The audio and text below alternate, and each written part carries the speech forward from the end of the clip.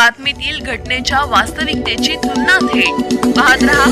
Sangli update.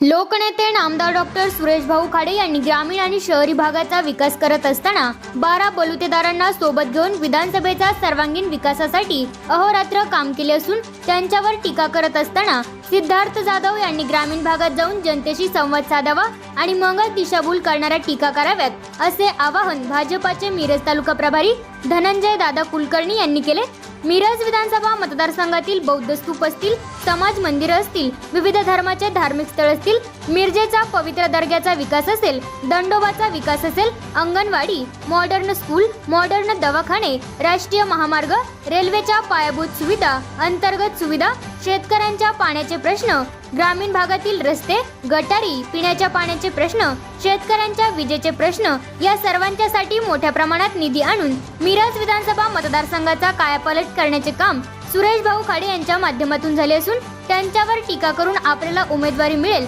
आणि आपली कुणीतरी दखल घेईल या केविलवाण्या प्रयत्नातून सिद्धार्थ जाधव यांनीही टीका केली आहे असे मत भाजपचे नेते किरण बंडगर आणि राजू माने यांनी व्यक्त केले। गेले 10 वर्ष अज्ञातवासात असलेले सिद्धार्थ जाधव आज अचानक निवडणुका आल्यानंतर पावसाळ्यात जशा भुईछत्र उगवतात तसे उगवलेले दिसतात। अशा पद्धतीने टाकळीचे नेते ऑगस्ट कोरे यांनी समाचार घेतला तर सिद्धार्थ जाधव यांच्या पंचनामा यात्रेला ग्रामीण भागातील जनता विकास आभार यात्रेने उत्तर देईल असे आवाहन ढवळीचे सरपंच आकाश गौराजे यांनी केले। यावेळी सुमित पाटील, चैतन्य स्वामी उपस्थित होते।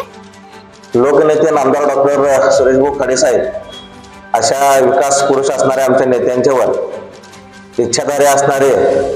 इच्छाधारी उमेदवार सिद्धार्थ जाधव यांनी टीका करण्याचा प्रयत्न केला। त्यांनी टीका अशी केली आहे की मिरजेमध्ये शिवसेना पंचनामा यात्रा काढणार आहे, परंतु सिद्धार्थ जाधव यांना मी सांगू इच्छितो, सुरेश भाऊंच्या माध्यमातून गेल्या 15 वर्षामध्ये डीपीडीसी असेल, 25-15 असेल, आमदार फंड असतील आणि विविध शासनाच्या विकास कामाच्या ज्या योजना आहेत त्या योजनेच्या माध्यमातून ग्रामीण भाग आणि शहरी भागाला सुजलाम सुफलाम करण्यासाठी प्रयत्न भाऊंच्या माध्यमातून झाला आहे।